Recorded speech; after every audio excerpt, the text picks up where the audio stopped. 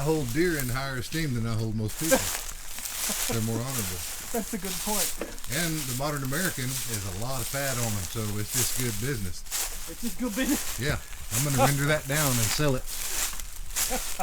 Jars of rendered human fat. Yeah.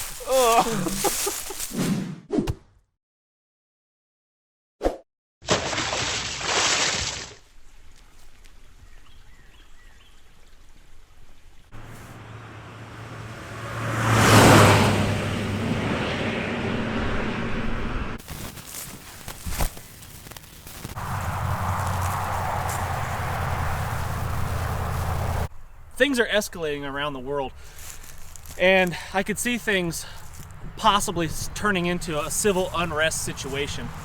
And let's say, hypothetically, I was on the road doing an errand of some sort, and the world being as crazy as it is, I got hijacked and kicked out of my vehicle and left with what you see here.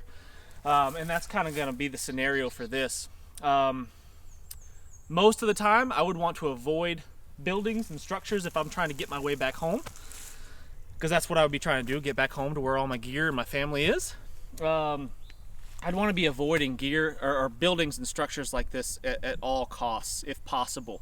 But if I'm left with nothing, just the stuff in my pockets, it may be realistic that I might want to seek out shelter. Let's say the weather is terrible. Let's say it's pouring down rain. Let's say I'm injured a little bit and I need a place to lay up for a little while. Who knows what that scenario could look like, but this potentially could be it.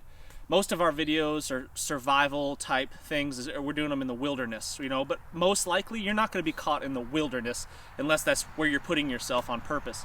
You're going to be in a suburbia area with abandoned structures like this that you might be able to utilize, and that's kind of what this experiment we're going to do is going to be all about. Let's say, for example, if I wanted to utilize this building, this structure, and anything that's in it, what would I do if I was going to approach it? I would wait at least 24 hours. At least 24 hours before I went up to that building to make sure it's not currently occupied. Because if we're talking about that, you know, post-event civil unrest times, there may be somebody with the same idea that I've got using this building, and that people cause problems. So what I would do is I would first examine this road, and I would see how heavily trafficked it might be. Is someone coming in and out of this thing every single day? I don't know. But unless I stake it out for a little while, I'm not going to know. So what I would do is I would tuck myself back in this wood line up. I would go probably at least 20 yards into this thicket here, and I would tuck myself in there, and I would just watch this building for about 24 hours until I felt comfortable. And I might even make my way around full 360 degrees all the way around the whole thing just to see if there's other avenues of approach. This road here is the only road coming in here because I've walked it before. This is the only road, so chances are if anybody comes into this building, it's going to be on this road right here. No one's going to go through the woods. Everybody's going to follow this path of least resistance. That's just the way we work. So I'd watch this road, I'd watch that building, and I would see if it's currently occupied. If not, green lights, I can go approach it and see if I can find the things that might meet my needs. Food, fire, water, shelter, all that stuff, just to enable me to gather the resources that I might need to get myself home. My first priority is going to be water. Does this place have water for me to drink? Because if it's already been 24 hours and I've got nothing on me, I don't have any water bottles on me, I got nothing other than a trash bag in my pocket that I maybe could collect some water in. I don't have any, so I would want to see if this place has that step one, water. I would be checking it out to see if there's a well on this property that I can maybe tap into. And I see a concrete box right over here. That's probably the wellhead. I don't know that to be a fact, but maybe I could drop something down in there and collect some water out of that. Wells in this area are 300 feet deep on average, I would say. But that doesn't necessarily mean that the water is 300 feet deep. The water may be near the surface. Water contaminants might be an issue. If you're downstream of a chicken house, drinking out of the water is probably a no-go. But this being deep enough may not be an issue.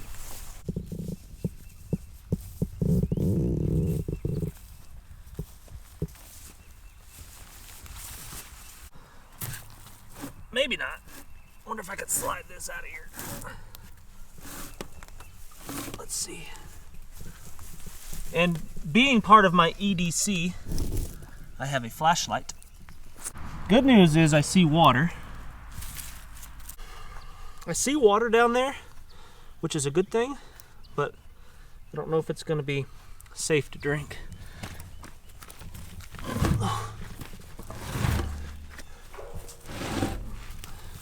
Look at that. It looks pretty crummy. Stagnant-y. This is an old well. They don't make them like that anymore. So here's our well. Water looks really stagnant looking. That doesn't mean it's not drinkable, but we'd probably have to do some purification techniques to it, and we would have to devise a way to get that water out of there. I'm confident that I'm going to be able to find some junk around here that I can rig up to bail some water out. But let's go take a look. I'm always keeping in mind that I want to keep a low profile in this place because this isn't mine. I don't belong here necessarily. So I've got concealment from the road, from these big trees, these big evergreens over here. And I'm just trying to kind of stay in the low land and stay as low vis as possible. This is a semi-non-permissive environment that we're discussing here. This is our hypothetical situation. And I just don't want to put myself out there where I can, you know, possibly have confrontations.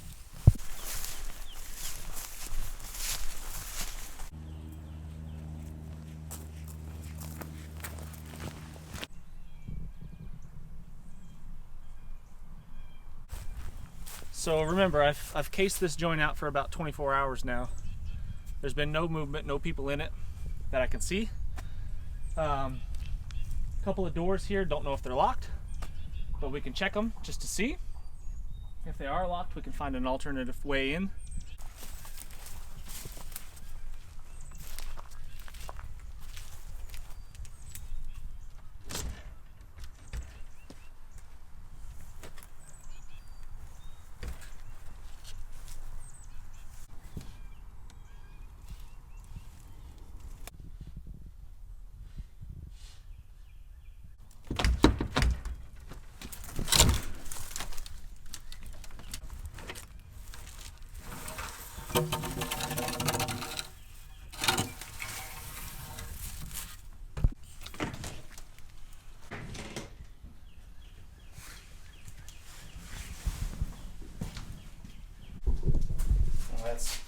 That's too good to be true right there, right?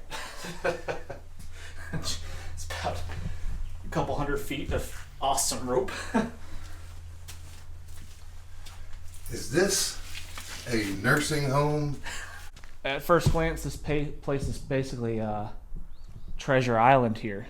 There's piles of what someone considered junk. But oh, look, there's even decorating. That's right. We have red flowers. Ooh. For Christmas. We could really jazz this place up. We could. We should.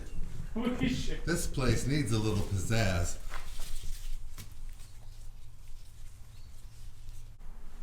But I could probably source some cordage in here and save my prime paracord in my pocket for later use. And I could probably find some sort of container that I could collect that water out of the bottom of that well with. Like that's pretty much ideal for collecting water. With the bale, small bucket like this, it's got a bale on it I could easily attach some cordage to.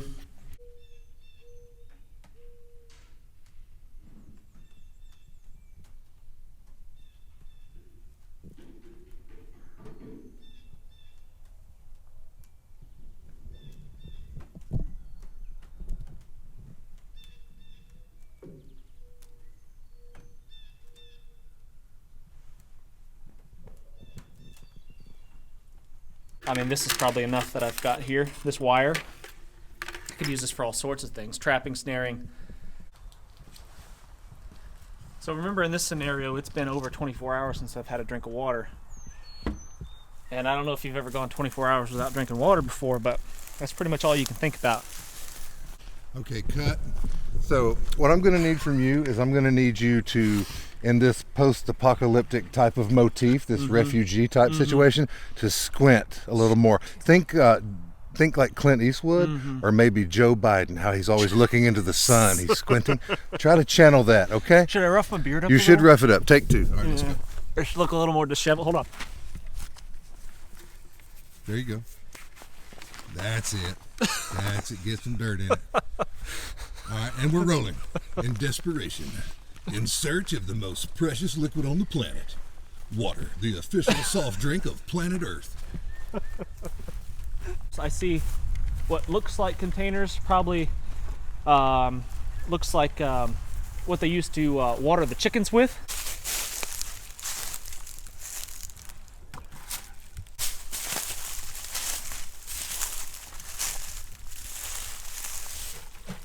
It's got water in it. Here's a glass bottle. There you go. Cha-ching. Gatorade glass bottle. So I mean, I could scoop my water maybe out of the well with this. I think that's going to work. I don't see why it won't, unless my plastic handle breaks. I could collect it, carry it back with something like this. I could boil it in something like this to get rid of any of the nasties in the water that might potentially make me sick. And if I'm, 20, 30 miles from home, I could get the runs in that time and get seriously dehydrated from that. And that would. I wonder why they call it the runs, because usually if you have that condition, you're not running. The last thing you're going to do is last run. thing you're going to do is run. You might pull off a brisk walk with your cheeks clenched, but you ain't running. You're not running anywhere. No, you ain't running. Sitting.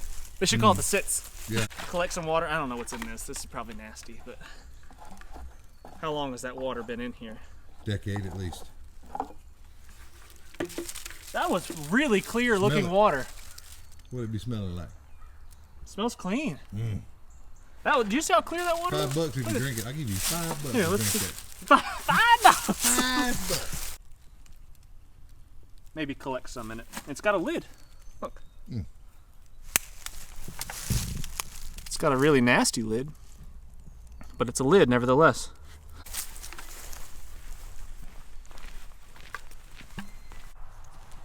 I haven't checked this building out yet, so we can kind of see what's going on in here. See if it's locked. Doesn't look like it locks at all, so probably not going to be an issue. Policía, abre la puerta, cabrón. So we can scope it out.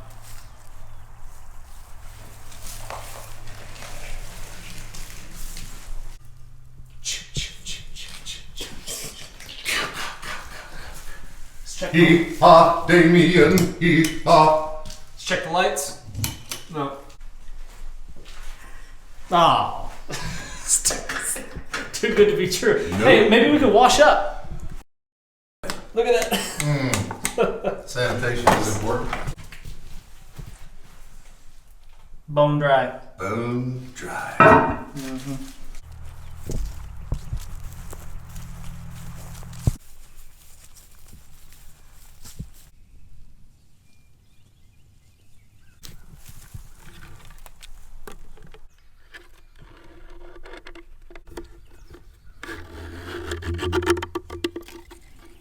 Here's a piece of cinder block, that I could probably use for counterweight to get my bucket to tip and fill it up. Cordage is something that's underestimated. Yeah. You think before the Industrial Revolution, before we had hinges and screws and nails and glues and all that, Home Depot, if you wanted to join one thing to another, you generally tied it. Yep. So cordage is literally what held civilization together. So I got a small hole tapped into my bucket. What knot are you using? Is that the Lithuanian sheepshank redemption knot? Yeah. Okay, I like it. Yeah, it's pretty much the go-to. Lithuanian sheepshank redemption. Not a lot of people know that knot, surprisingly. They don't teach that in the Boy Scouts.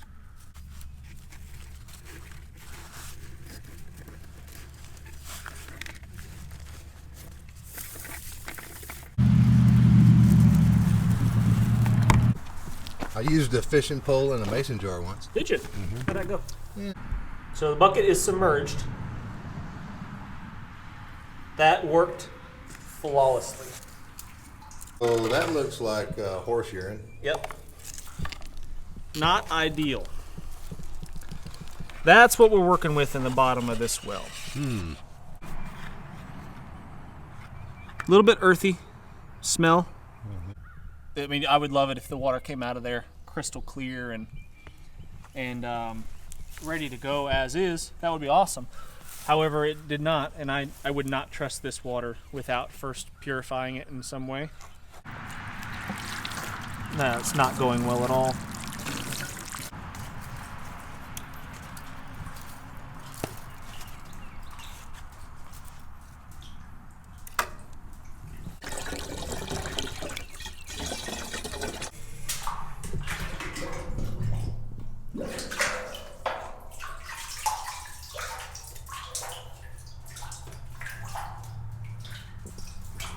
Now she's full.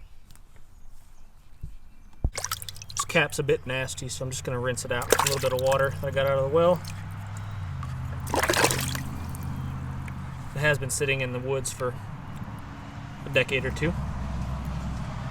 So I'm going to go ahead and cover my well back up. If I'm not using it, there's no need to keep it open for some animal to fall down in there, die, and contaminate the water. And I just want to minimize the signs that I've been here as much as possible. Put your back into it, lad. It's just a wee stone. This is why you work out, right? This is why you exercise, so you can tap into a well. Well, you never know what you'll be called upon to do, but it's not going to be easy. We know that. Be prepared, right? That means physically, mentally, emotionally, being prepared. Stay ready. You ain't got to get ready. That's what I be saying. Shoot. I've been saying it for years. Hey, really, you have? I have.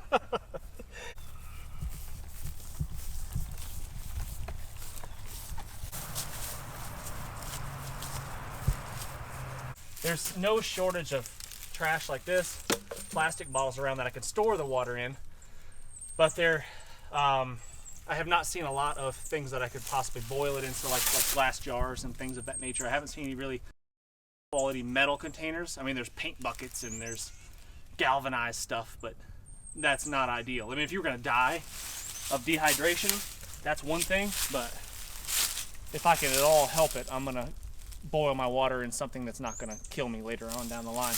I could purify water with the sun and just leave it in clear containers and let the sun kind of just kill any nasties that might be in it. But it's not sunny today, and that's not going to work. So really my options are going to be chemical treatments, but I don't have that on me. Probably should add that to my EDC if life was getting pretty nasty. Add some iodine tablets or something in my pockets would be really smart, but I don't have that. I do. My wallet survival kit has water purification Alan tablets. Kay, however, is the most prepared individual on the face of the earth. No, I wouldn't say that. Well, I don't know. You're high up there. And he has a way to purify water on his person. I am not as prepared, so I've got to be a little bit more MacGyver-y. So I'm going to boil some water today.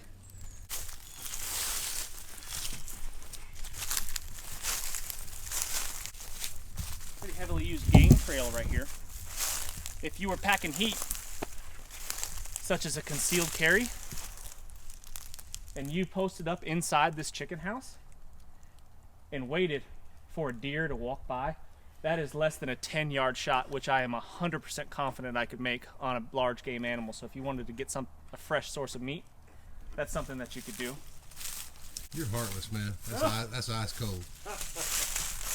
You once told me that you wouldn't even wait a few days before you started being a cannibal. So. It's true. But I hold deer in higher esteem than I hold most people. They're more honorable. That's a good point. And the modern American has a lot of fat on them, so it's just good business. It's just good business. Yeah, I'm going to render that down and sell it. Jars of rendered human fat. Yeah.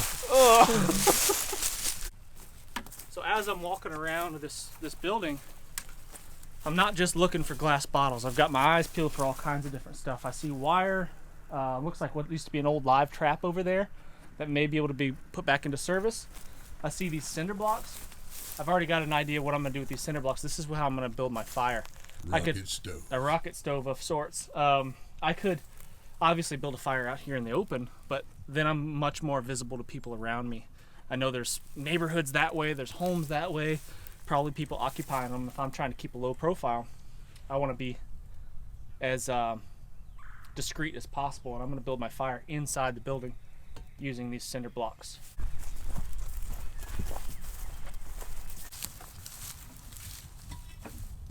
Something else that'd be an option for me based on what I'm seeing here is collecting rain. It's cloudy, might be some rain coming in. I could just be ready and set up to collect some rainwater. There's a gutter over top of this, over top of the doorway here to keep rain from splashing into the doorway. I could collect the water off this roof, out of the gutter, and just place a bucket of some sort right here on the ends, on this end and that end, because there's no caps on them. And I could just be staged and ready to go for when it does rain. The roof, I don't know what kind of shape it's in. Yeah, it's a fairly clean metal roof. I'd probably drink that. And for the survival-minded individual, putting a snare right here where that earth's been dug out, and you can see leaves have been pulled down in there to make a nest of some sort. There's a critter that most likely lives in there. And I could snare that puppy when he comes out. There's another glass Gatorade jar. I don't think Gatorade still puts their product in glass jars, so that's an old one. With a cap, so that may be something I could use to transport water when the time comes for me to leave. This glass jar is like I think the word's a terrarium. It's a mini greenhouse. You see the roots and the plants growing inside. That's pretty cool. It's a little like science Could be an IED, be careful. Yeah, that's right. Cleverly disguised. We'll leave that one. Science experiment. Yeah, they disguise them as terrariums all the time. The enemy's been doing that for years. Everybody knows that.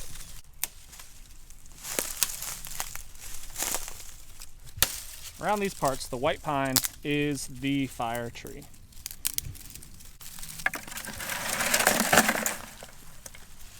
I will carry the wood just this once, but I'll have you know it was not in my contract. I am supposed to do camera things, not gather wood.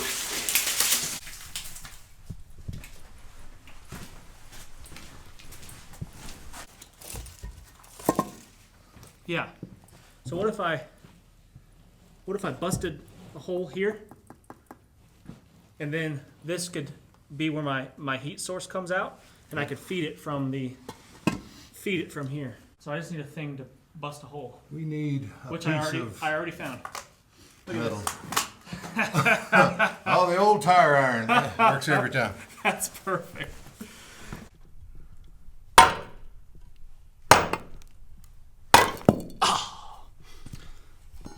Afraid that was going to happen. That's what I wanted to happen. I didn't want it to bust all the way out, though. Yeah.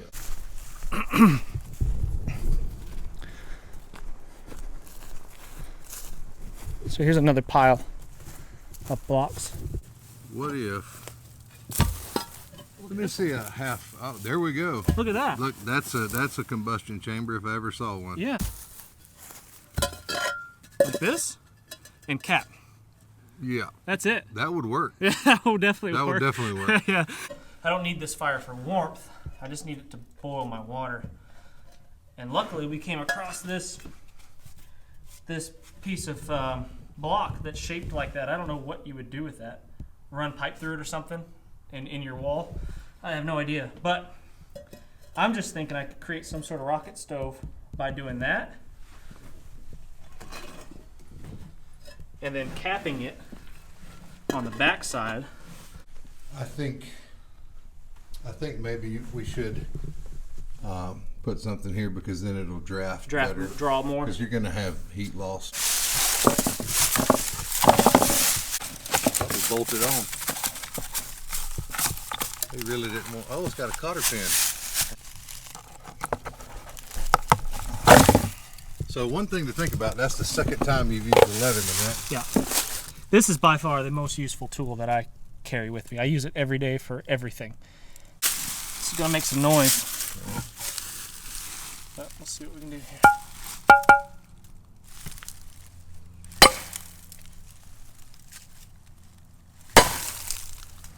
Yep. Now, if you were without security, as far as like a firearm or something like that, and you really had nothing, I'd definitely be taking that with me. I think that's probably been Exhibit A in the courtroom a few times. For sure. No doubt.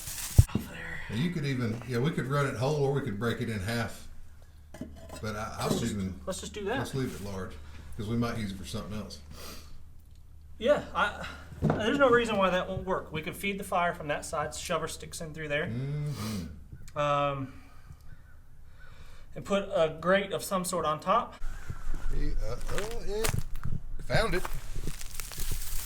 Hardware cloth. That works.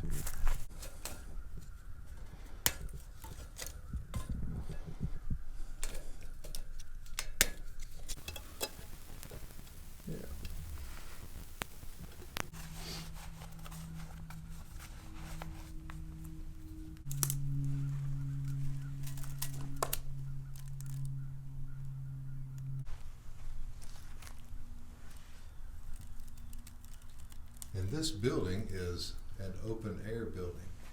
If we did this outside, the smoke would be instantly noticeable. Of course, once we get the efficiency of the burn, The smoke's going to go away. it's going to dissipate. Yeah. Having the fire inside this building. Well, look, the smoke already. Yeah, I could have my water on boiling right now. Yeah. I probably should. But look what that's doing to the flame without even capping that. Yeah, the airflow. Even more efficient. Yeah. And now, all I've got to do is feed the fire with these small twigs. Or just the tip of the bigger stuff. You can set it in and let it burn as it goes. Yep. And that's what I'll do. And I can stick my fire. I do not want to get this fire super hot because if I do, almost certainly it's going to crack those blocks. If we got any smoke out here. No idea. Can you see me? Yep. I can't even see you in there. I 100% see you. Yeah, because you're kind of in the shadows so deep. I can't see you. I can't see flame. I see no smoke. I got a 100% bead on you. Yeah. So No that's legit. That's stealth, bro.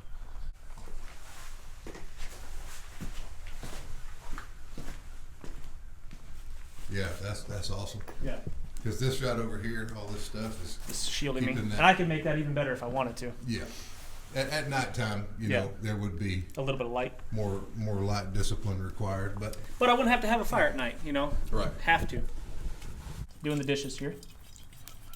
Sanitation is important. It really is. But I think we overdo it in our culture. Yeah.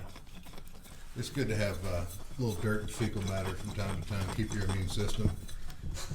Keep it on. Keep Tuned it sharp. up.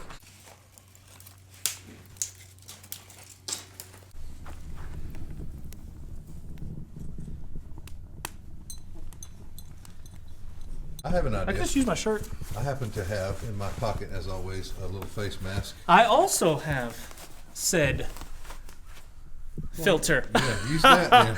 Look at that. There you go. Yeah, I've taken to carrying one of these all the time. This is what saved me from the sun, actually, when I was on my last adventure. I kept this wrapped around my neck and my face, and it kept the sunshine off of me. Yeah, I carry a balaclava year round, In the winter it's good, and out in the heat it's good. Yeah, as long as I go real slow.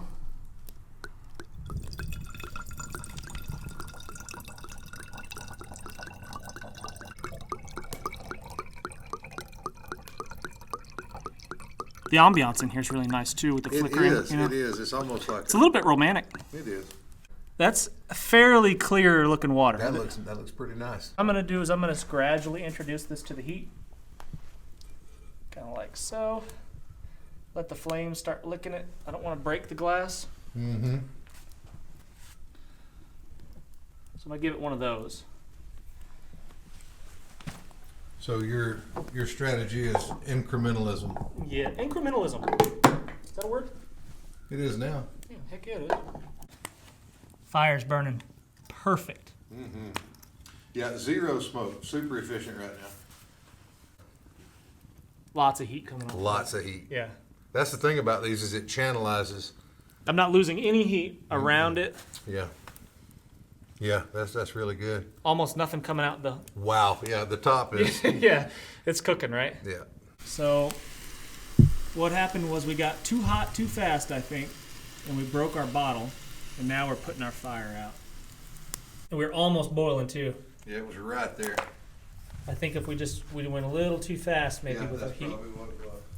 So is it possible to boil water in glass? Yeah, it's possible, but you risk breaking the glass unless you're very, very careful with it. So we're going to search around a bit more for hopefully something that we can boil water in, a metal container of sorts.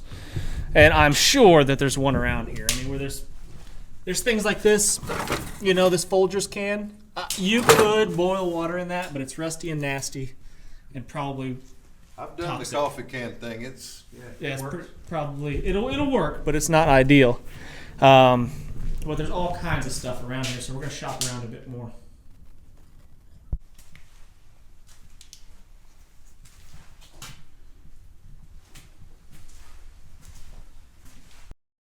There's a tub.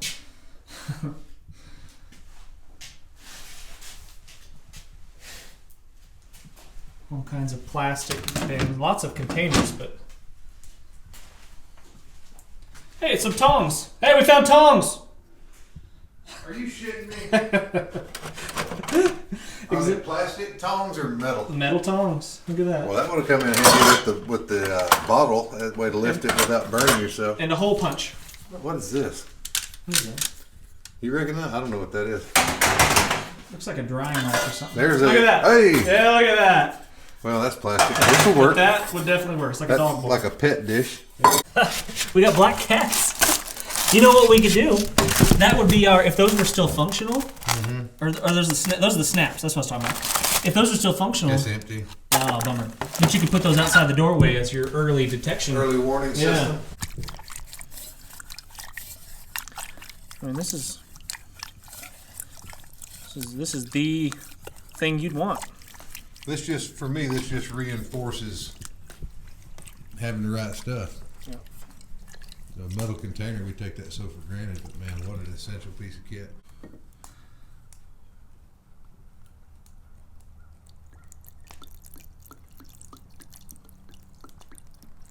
This is a lot to go through just to get a drink of water. And it's, think of this, it's still been over 24 hours since I've had a drink of water in this scenario, right? I'm real thirsty. And look at the calories and the time and the walking it's taken just to get all this together. Yeah.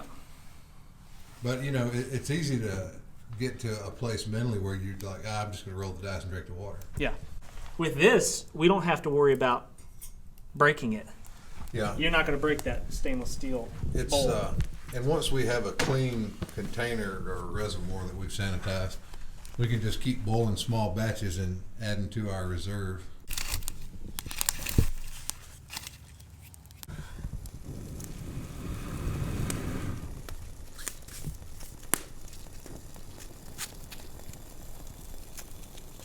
You feel empowered? I feel very powerful. Nice. Yet, how do you put it? Yet slightly vulnerable? Yeah. Yet ironically, slightly vulnerable. Having the metal container, that's the score, That right? worked out a lot better than the glass. We could have made the glass work, but when you do find metal, then why would you use an inferior material? And that is something, if I was on foot, that is 100% something I'm taking with me, without question. But you saw what it takes to find potable water, or make potable water, with just the clothes on your backs and a few things in your pocket, and just being lucky and finding a resource like this. Now, full disclosure, we had permission to be here. This is our buddy's old chicken, his property's old chicken house, and he throws crap in here, obviously. But this is as is. We didn't change anything. We didn't modify anything. We didn't bring anything here. We just stumbled across it like you would in a real life scenario. And there's junk houses like this all over the place, at least where we live. But pretty much half of a day was devoted to getting a little bit of water to drink. So this whole scenario of, the bugging out situation and living off the land, and it is very, very difficult, especially if you've got to contend with people that don't want you on their property. Because right now we'd be trespassing and having to keep a really, really low profile, because understandably somebody might be pissed if we're, camping, making fires inside their chicken house. But there'll be more to come in this chicken house. We're going to do some more stuff, really fun, cool stuff. First step was water, because you can only live a few days without water. And if you've already gone, in this scenario, over 24 hours without water, that is going to be high on your list. After that, we're going to need to acquire, hopefully, maybe some foodstuffs. Well, tonight, actually, shelter. I mean, our shelter is essentially done because we're going to sleep in this. But if it gets cold tonight, this is a very drafty structure. There's no sides on it other than the chicken wire. So maybe we'll devise a way to keep ourselves warm without the use of fire, because the fire is super low vis right now. But at night, you would see that light flickering in here unless we really shield it up, and maybe that's an option too. I don't know yet. So we'll bring you along on the ride as we figure out this stuff together. Thanks for watching, guys. I'm Jason Salyer. Alan Kay is behind the camera. Hit the thumbs up, and we'll see you next time.